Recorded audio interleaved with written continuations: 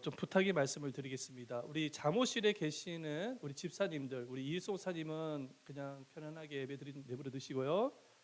예배당으로 다 오시길 바랍니다. 우리 아이들 다 데리고 들어오시길 바랍니다. 이 장작불도 사실은 모여야 활활 타오르거든요. 그런데 모이지 아니하면은 타오를 수가 없어, 식어버리는 것이죠. 그래서 오늘은 같이 한번 예배를 드려보도록 하겠습니다. 아이들을 다 데리고. 그래서 정말 아이들도 어른 예배에 다 참석을 시켜서 같이 예배드리는 훈련을 시키는 것도 아주 좋은 방법이라고 우리가 볼 수가 있습니다. 다 같이 여기 의자에 다 앉아주시고요. 대수들은 앞좌석으로 좀 이동을 해주시고, 우리 예성이와 하준이도 이제 조용한 가운데 예배드리십시다. 알겠죠? 그것도 하나의 우리가 훈련입니다. 앉아주시기를 바라고요. 하나님의 말씀 함께 보도록 하겠습니다. 누가복음 5장 17절에서 26절 성경을 좀 펴보시기를 바랍니다. 누가복음 5장 17절에서 26절까지 신약의 96페이지에 있습니다. 신약의 96페이지에 있습니다. 우리 한 구절씩 함께 교독을 하도록 하겠습니다. 17절에서 26절까지 말씀입니다. 오늘 이 말씀을 통해서 여러분들 큰 은혜가 임하시기를 축원드립니다. 아멘. 말씀이 불이지 않습니까? 우리 또박또박 말씀을 읽어 나가면서 말씀을 듣도록 하겠습니다. 17절입니다. 하루는 가르치실 때에 갈릴리의 각 마을과 유대와 예루살렘에서 온 바리새인과 율법 교사들이 앉았는데 병을 고치는 주의 능력이 예수와 함께 하더라.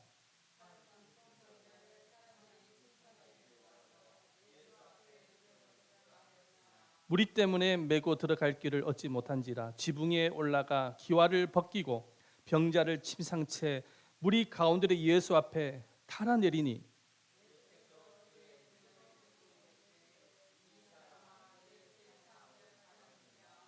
서기관과 바리새인들이 생각하여 이르되 이 신성 모독하는 자가 누구냐? 오직 하나님 외에 누가 능히 죄를 사하겠느냐?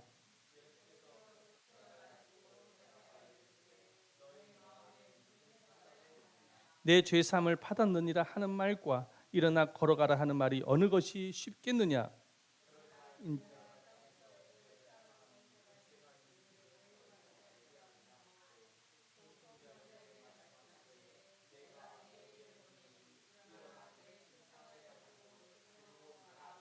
그 사람이 그들 앞에서 곧 일어나 그 누웠던 것을 가지고 하나님께 영광을 돌리며 자기 집으로 돌아가니 모든 사람이 놀라 하나님께 영광을 돌리며 심히 두려워하여 이르되 오늘 우리가 놀라운 일을 보았다 하더라.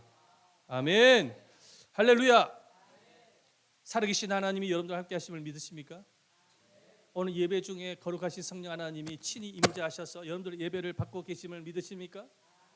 오늘 또 성령께서 말씀으로 여러분에게 찾아오셔서 말씀으로 깨닫게 하시고 믿음을 주실 것을 믿으십니까? 여러분 말씀을 듣는 가운데서 아멘으로 화답을 많이 해주시기를 축원드립니다. 오늘 본문의 말씀에 보면은 중풍병으로 식물인간이 되어진 친구를 간병하기 위해서 최선을 다하고 있는 4명의 친구를 만날 수가 있습니다. 이 4명의 친구는 어떤 사람인지는 알 수가 없지만 분명한 사실은 중풍병으로 식물인간된 친구를 무척이나 사랑했던 친구임을 알 수 있습니다. 사랑이 뒷받침이 되지 아니하고서는 이 정도로 간병을 할 수가 없기 때문인 것이죠. 친구가 이 중풍병으로 식물인간이 되어지자 이 4명의 친구는 큰 절망의 마음을 가졌을 것입니다. 그러나 이 절망만 하고 있을 수는 없었어요. 그래서 언젠가는 기적과 같이 나을 수 있다라는 희망을 가지고 친구를 돕기 위해서 밥도 먹여주고 욕창이 생기지 않도록 그 친구 중풍병 누워있는 친구를 갖다가 엎치락 뒤치락 거리면서 도와주기도 하고 소변 대변 다 받아주기도 하고 아마 그렇게 간병을 했을 것입니다. 그러다가 4명의 친구는 예수님의 소문을 듣게 되어집니다. 수많은 사람들이 예수를 만나게 되어졌는데 예수로부터 복음의 말씀을 듣고 구원의 기쁨을 누리게 되어지고 병 고침을 받았다라는 소식을 접하게 되어집니다. 네 명의 친구는 예수님께서 행하시는 이 복음의 소식과 행하신 기적을 보면서 저분이야말로 성경에 기록되어진 메시아다라는 사실을 믿게 되어졌습니다. 그래서 예수님이시라면은 나의 사랑하는 친구 이 중풍병자를 고칠 수 있다라는 믿음을 갖게 되어졌어요. 그래서 이 네 명의 친구들은 중풍병 친구를 갖다가 들거에다가 실어가지고 예수님의 계신 곳으로 데리고 옵니다. 그런데 문제가 생기고 말았어요. 아니, 예수님이 계신 곳으로 가고 싶은데 갈 수가 없었습니다. 너무나도 수많은 사람들이 모여 있었고 병든 자들이 대기줄이 너무나도 길었기 때문에 예수님이 있는 곳으로 갈 수가 없었습니다. 이 네 명의 친구는 좀 비켜달라고 애원을 해봤지만 비켜줄 사람은 아무도 없었습니다. 웬만한 사람이라면 포기하고 집으로 돌아갈 수 있는 상황입니다. 예수님께로 갈 수가 없으니 말이죠. 그런데도 불구하고 이 네 명의 친구는 어떻게 합니까? 앞으로 갈 수가 없으니까는 어디로 올라갑니까? 지붕 위로 올라가는 거예요. 친구 들거에 누워 있는 친구를 갖다가 아마 굵은 줄로 맸을 것입니다. 그리고 두 사람이 지붕 위로 올라가서 땡기고 두 사람은 뒤에서 밀었을 것입니다. 그렇게 지붕 위로 올라가서 지붕에 기와장을 깨버립니다. 그리고 침대에 누워 있었던 그 친구를 끈으로 묶어가지고 예수님이 있는 그곳으로 달아내리는 것입니다. 사진을 한번 보여주시기를 바랍니다. 이렇게 달아내리는 것입니다. 근데 예수님께서 이 친구의 이 네 명의 친구와 중풍병자의 믿음을 보셔서 치료를 해주십니다.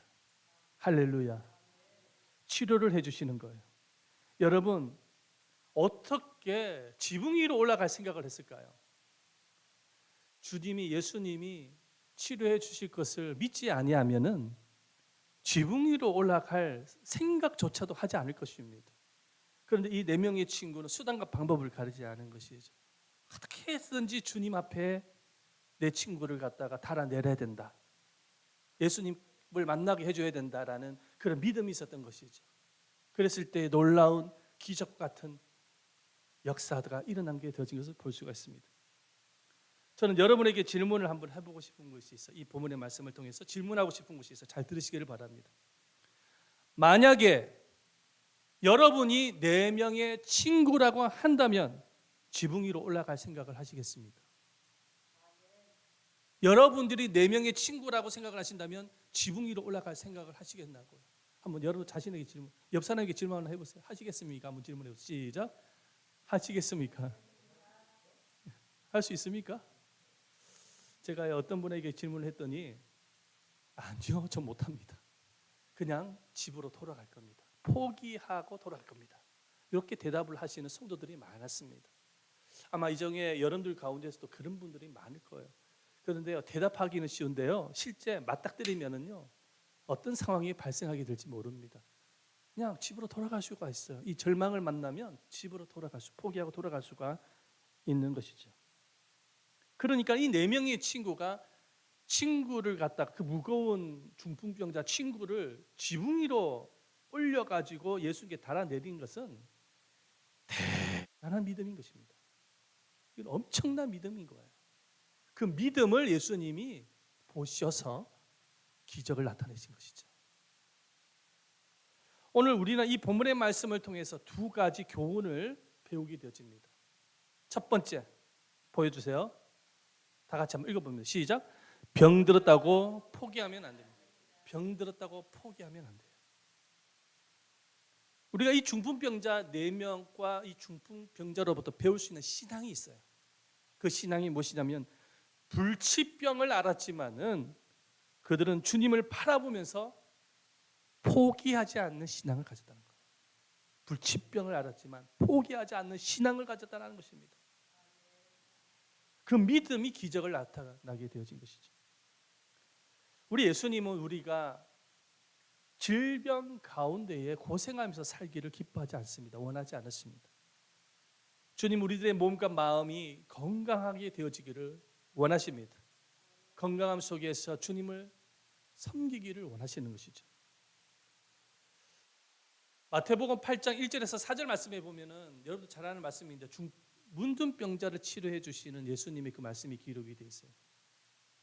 예수님께서 제자들과 산에서 내려오시는데 갑자기 문둥병자 한 사람이 예수님 앞에 딱 길을 막고 있는 겁니다.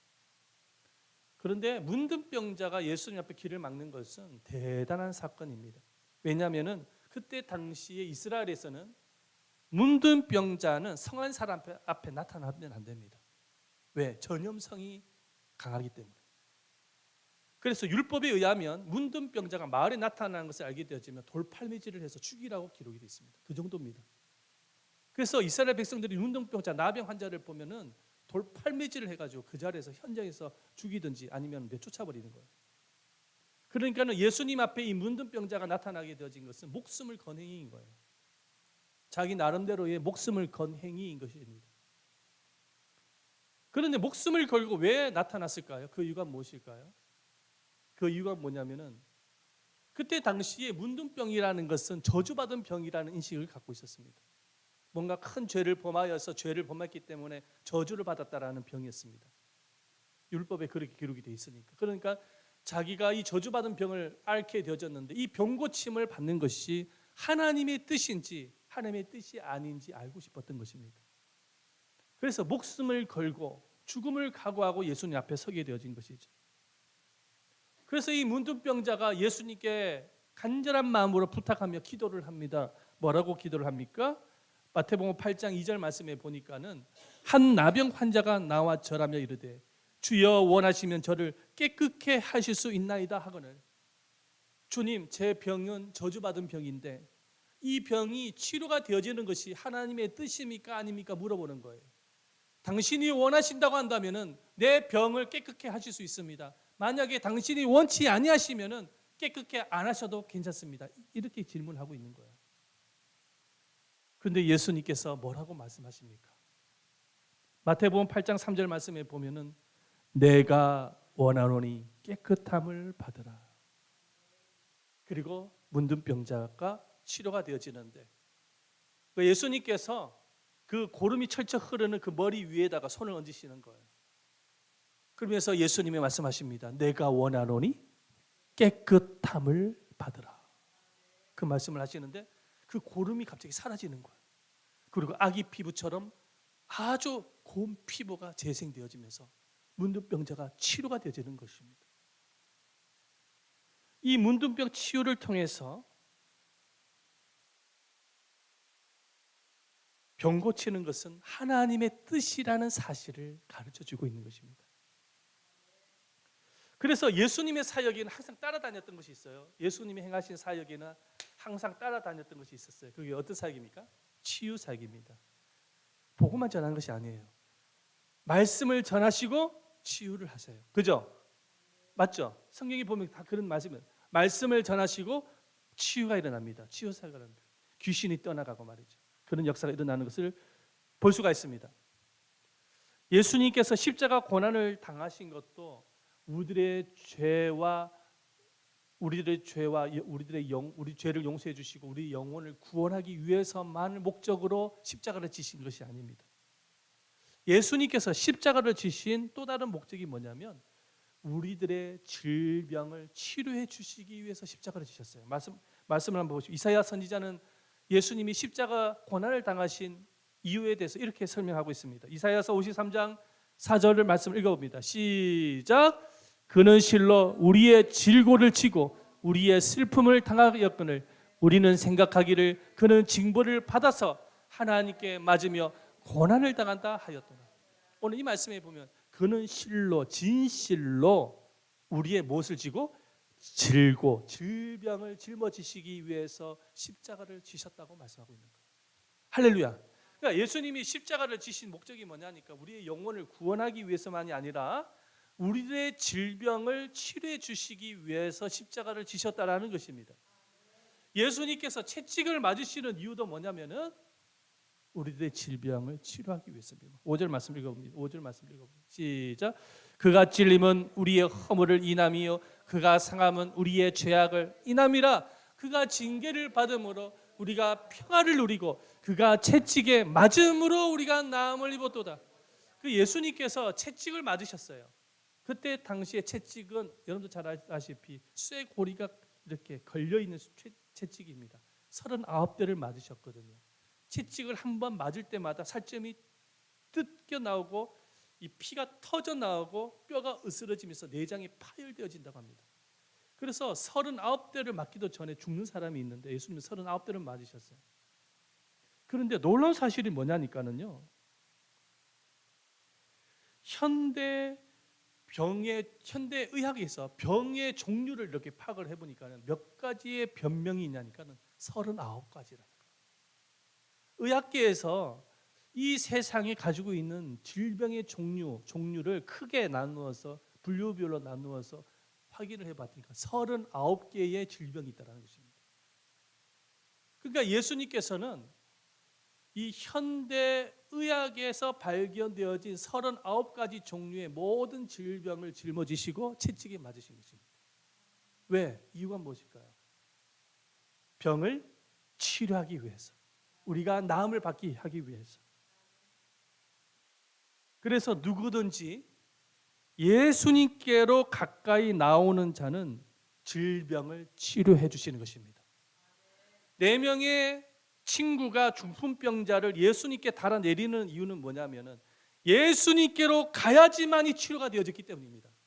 그래서 지붕 위로 올라간 거예요. 그래서 성경에는 뭐라고 약속하고 있냐면은 말라기서 4장 2절 말씀을 읽어봅니다. 시작. 내 이름을 경외하는 너희에게는 의로운 해가 떠올라서 치료하는 광선을 비추리니 너희가 나가서 외양간에서 나온 송아지같이 뛰어리라. 아멘. 우리가 병원에 가면 우리를 치료하는 광선이 있다고 합니다. 그 광선이 뭐 암 환자들에는 방사선 치료라 해서 방사선도 있고 무슨 뭐 X선, 무슨 감마선, 우리 병을 치료하는 그런 광선이 있대요. 병원에 가면은, 그죠? 광선이 있다는 것입니다. 자, 그런데 병원에서 나오는 광선보다 더 능력 있는 치료는 어디서 나오냐면은 예수님께서 나오는 것입니다. 여기 지금 성경에 기록되어 있는 것처럼 예수님께 뭐가 나온다고요? 치료하는 광선을 뭐하리니? 비추리니. 한번 따라합시다. 치료하는 광선을 비추리니. 자, 그러니까 여러분, 우리가 예수님께로 가까이 나오면은 예수님께서 치료하는 광선을 비추셔서 우리들의 몸과 영혼을 치료하신다라는 거예요. 그게 성경에서 지금 말씀하고 있는 것입니다. 그러니까 예수님께로 나와야지만이 치료가 되는 겁니다. 아멘. 집에 있으면 안 돼요. 집에 있으면은 예수님께로 나와야지만이 치료가 되어지는 거예요. 병들었다고 포기하면 될까요? 안 됩니다. 병들었다고 기도를 포기하면 될까요? 병들었다고 예배를 포기하면 될까요? 믿음으로 예배 자리로 나오셔야 예수님께서 치료하는 광선을 예배를 통해서 비추시는 거예요. 여러분들 느낄 수 있을지 없을지는 모르겠지만은, 그래서 이 예배의 자리가 매우 중요한 이유가 뭐냐면은 이곳에 주님이 임재하시는 자리라는 것입니다. 이곳에 예수님께서 치료하는 광선을 발하셔서 머리 끝에서부터 발끝까지 우리들의 모든 오장육부와 우리들의 영혼과 마음을 치료해 주시는 것입니다. 그래서 힘들어도 어려워도 교회 나와서 예배를 드리면 치료받고 깨끗함을 받는 이들이 얼마나 많은지 모릅니다.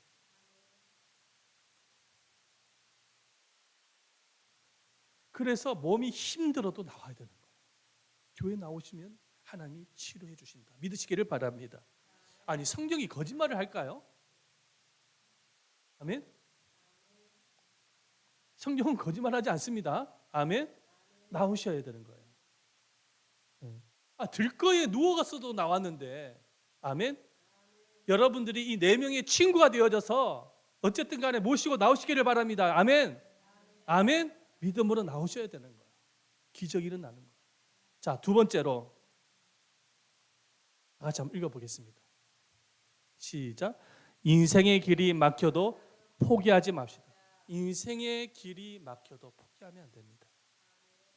자, 이 네 명의 친구를 보시기를 바랍니다. 자기 친구를 한번 고쳐보겠다고 예수님께로 가는데 사람들이 너무 많으니까는 예수님께로 갈 수가 없어요.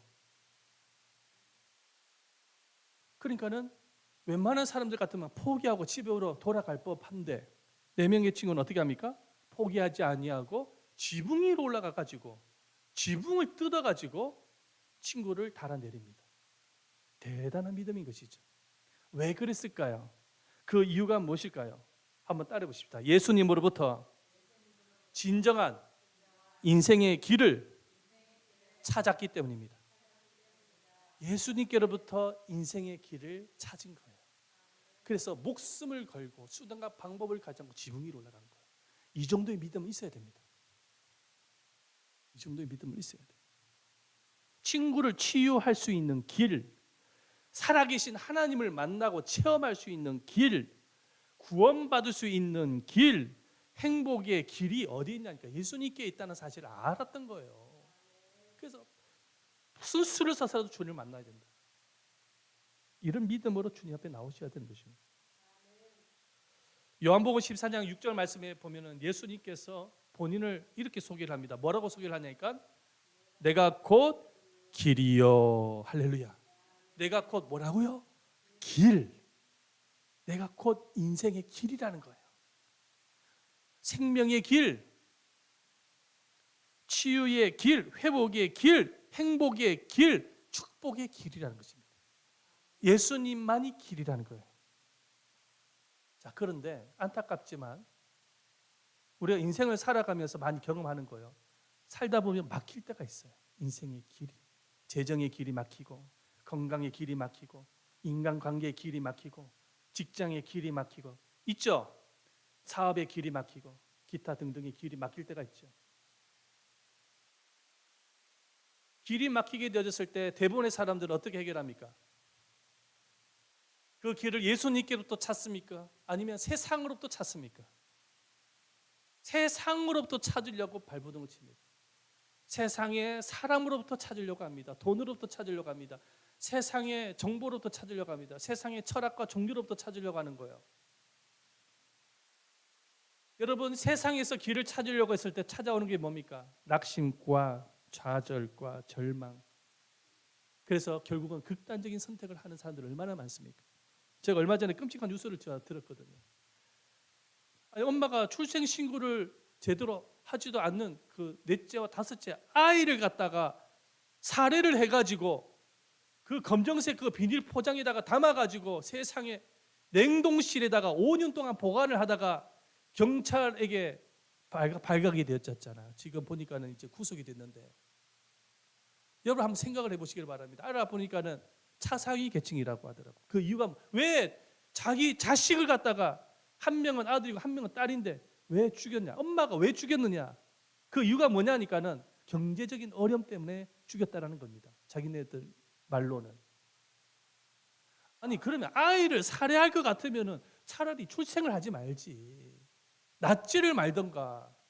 어떻게 인간을 생명을 가진 인간을 동물 취급하면서 그렇게 살해를 해가지고 냉동실에다가 그것도 5년 동안 자기 집에 있는 냉장고에 보관하냐고. 어떻게 그런 일들이 일어납니까? 어떻게 그런 끔찍한 짓을 저지를 수가 있습니까? 생의 길이 막히게 되어지니까 자기 자식을 포기한 겁니다. 아니 엄마로서의 가야 할 길을 포기한 거예요. 인생의 길이 막히게. 이게 바로 세상 사람들의 모습인 겁니다. 지금 이런 비슷한 아이들이 2,000명이 넘는다 그러죠? 지금 조사를 하고 있는데 2,000명이 넘는다. 아마 더 많을 거예요. 헬순 노모를 모시는 문제로 3명의 형제가 다투다가 노모와 장남이 동반 자살한 사건이 신문에 나온 적이 있습니다. 부모님을 안 모시려고 3명의 형제가 다투다가 기가 막혀가지고 그 노모와 장남이 자살을 한 거예요. 어떻게 그런 일들이 일어나냐는 거예요. 길이 막히니까 절망하다 보니까 극단적인 선택을 한 것입니다. 우리가 인생을 살다 보면 막힐 때가 있습니다. 인생의 길이 막힐 때가 있어요. 건강의 길이 막히고, 경제적인 길이 막히고, 사업의 길이 막히고, 직장의 길이 막히고, 막히게 될 때 찾아오는 것은 절망과 낙심입니다. 사람들이 그래서 우울증에 걸리지 않습니까? 때로는 불평하고 마음속에 분노가 올라오고 인생을 그렇지 않습니까? 그죠? 혹시 여러분들 중에 인생의 길이 막히고 있다라는 느낌을 받고 계시는 분이 계신지 모르겠습니다. 그런데 여러분, 인생의 길이 막히게 되어졌을 때에 우리가 낙심하고 절망하면 안 됩니다. 자, 4명의 친구를 한번 보시길 바랍니다. 길이 막히니까는 어디로 올라갑니까? 지붕 위로 올라가지 않습니까? 그리고 예수님께 달아내리지 않습니까? 왜? 인생의 길이 예수님께 있다는 사실을 알았던 거예요. 예수님께, 인생의 길이 예수님께 있기 때문에 예수님을 만나게 되어지면은 여러분, 주님께서 그 막힌 인생의 길도 열어주실 줄 믿으시길 바랍니다. 반드시 주님이 열어주십니다. 주님께서는 모든 환경을 초월하시고 역사하시는 분이십니다. 능력이 많으신 분이세요. 인생의 길을 열어주시는 분이 예수님이신 거예요. 성경의 인물 중에 다윗처럼 인생의 길이 막힌 인물도 드물 것입니다.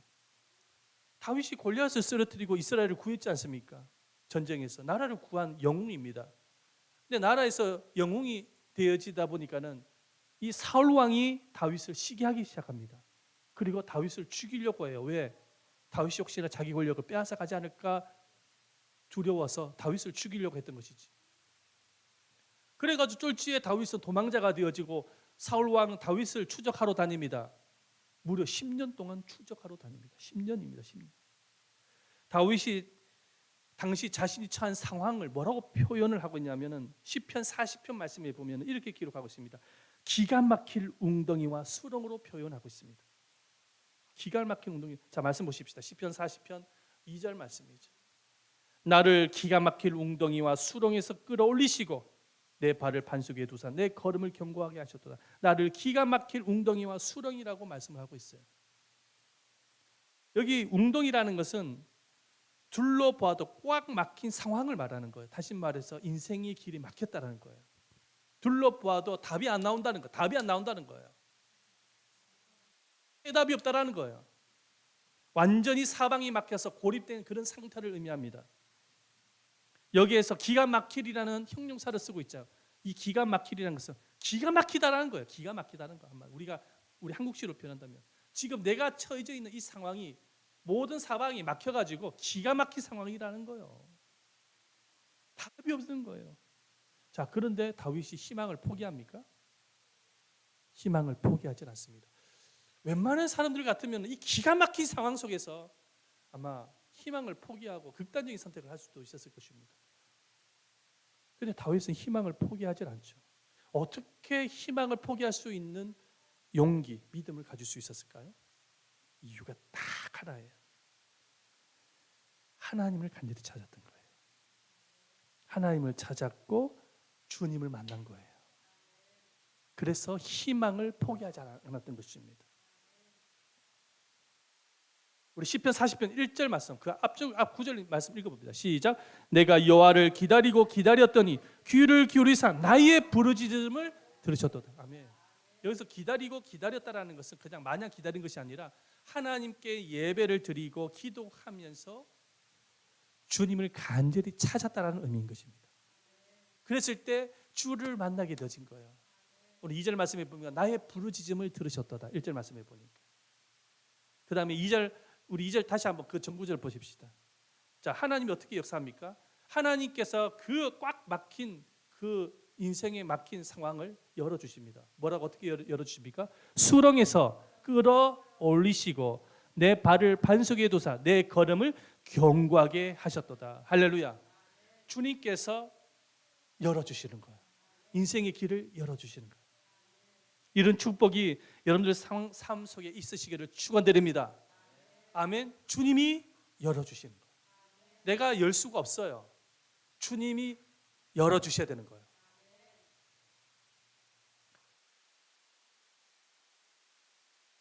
여러분들은 어떻습니까? 여러분들은 인생길에 막힘이 있을 때에 어떤 자세를 취하고 계십니까? 사업이 막히고 직장이 막히고 관계가 막히고 경제가 막히고 여러 가지 막힘의 현상들이 일어날 때에 여러분들은 어떤 자세를 취하고 계십니까? 낙심하고 좌절하고 다 때려치우고 싶고 도망가고 싶고 혹시 그런 생각을 갖고 계시지는 않습니까? 하나도 절망적이라 마음에 분노가 올라오니까는 허구한 날 화를 내고 불평하고 혹시 그렇게 나날을 보내고 계시지는 않습니까? 막힘이 있을 때 지붕 위로 올라가시기를 축원드립니다. 지붕 위로 올라가셔야 돼요. 지붕 위로 올라가서라도 주님을 만나셔야 돼요. 길은 거기에 있는 거예요. 답은 거기에 있는 거예요. 우리 교회도 마찬가지요. 예담 제자 교회도 마찬가지요. 오늘 이 시대는 탈종교 시대라고 합니다. 사람들의 관심사가 점점 교회와 멀어지는 시대라는 것이죠. 그래서 전도하기도 굉장히 힘듭니다.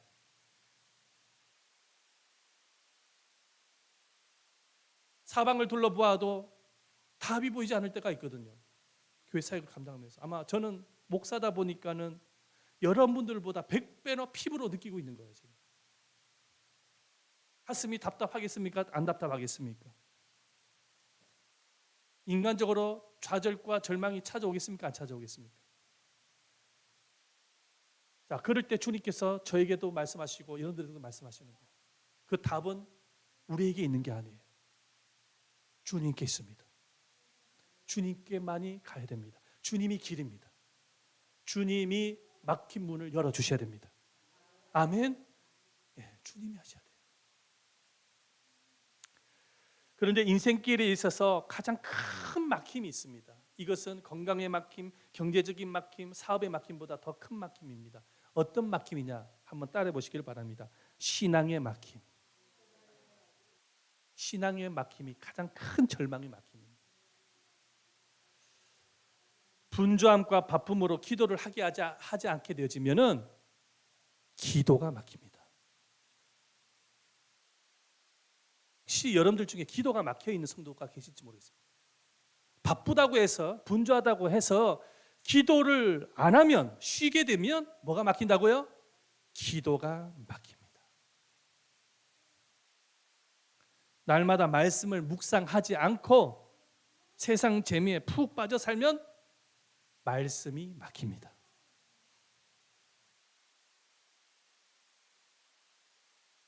순종을 사명으로 여겼던 분이 인간적인 생각이 하나 둘씩 들어오면서 순종을 하지 않게 되어지면 불순종의 길로 가게 되고 축복의 문이 막힙니다. 불순종의 길이니까요. 축복의 문을 막아버립니다. 하나님께서. 영혼을 위해서 기도하지 않고 전도를 계속 안 하게 되어지면 전도가 막힙니다. 전도의 문이 막혀요. 직분자로서 우리가 처음에 직분을 받을 때 하나님 앞에 서약까지 했습니다. 그죠? 하나님이 기억하고 계세요. 그런데 사명을 제대로 감당하지 않으면 사명의 길이 막히게 되어져요. 하나님께서 약속했던 상급을 못 받아요. 사명의 길이 막히게 돼요. 교회의 부흥의 길 또한 막히게 되집니다. 그래서 우리 인생에 있어서 가장 절망적인 막힘은 뭐냐면은 신앙의 막힘입니다. 신앙이 막히게 되어지면 예수님께로부터 주어지는 생명도, 구원도, 치유도, 행복도, 축복도 누리지 못하는 거예요. 신앙이 막히게 되면. 수돗물에 파이프관이 딱 막히게 되면 물이 안 나오는 거와 똑같은 것이죠. 하나님께서 우리에게 주실 은혜를 누리지를 못합니다. 그래서 가장 절망적인 막힘은 신앙이 막힐 때다. 인생의 길에 있어서 가장 큰 막힘은 신앙이 막힐 때다. 그러므로 사랑하는 여러분, 우리가 신앙생활을 하다 보면 주기가 있는데 혹시 여러분들 중에 내 신앙이 뭔가 막히고 있는 것 같은 느낌이 든다고 한다면 네 명의 친구들처럼 지붕 위로 올라가시기를 축원드립니다. 지붕 위로 올라가야 됩니다. 기도가 막히고 있다 느낌이 오면 지붕 위로 올라가서라도 기도하셔야 되는 거예요. 말씀이 막히고 있다 느낌이 오면은 지붕 위로 올라가서 거기서 큐티하시기를 바랍니다. 아멘. 요즘은 지붕 위로 올라갈 필요 없지. 엘리베이터가 있어가지고 지붕 위로 그냥 가만히 있어도 올라가요. 지붕 위로 올라가셔야 돼요. 주님을 만나셔야 돼요. 사랑하는 여러분, 포기하지 마십시다. 병이 들어서도 치유의 문은 있습니다. 주님께 있습니다. 포기하지 마십시다. 인생의 길이 막혀도 신앙의 문이 막힐 때도 포기하지 마십시다. 주님만이 길입니다. 주님께 가까이 나가십시다. 아멘. 또는 오늘 이 시간에 이 예배가 네 명의 친구가 그 지붕 위에 올라가서 달아내서 주님을 만난 것 같은 그런 느낌으로 이 시간에 주님께 구하는 시간이 됐으면 좋겠어요. 언제 한번 구해보겠어요 우리가. 우리 찬송 한 곡 하고요. 시간 좀 조금 지나가더라도 용서하시기를 바랍니다. 우리 함께 기도하기를 원합니다. 우리 한번 찬송을 한번 같이 하기를 원하는데요. 자, 나의 영원하신 기업, 나의 영원하신 기업, 생명보다 귀하다. 다 같이 한번 통성으로 우리 다 같이 한번 찬송하고 네 명의 친구처럼 지붕 위에 올라가는 심정으로 함께 기도하십시다. 나의 영원하신 기업 반주해 주세요. 크게 한번 가사를 생각하면서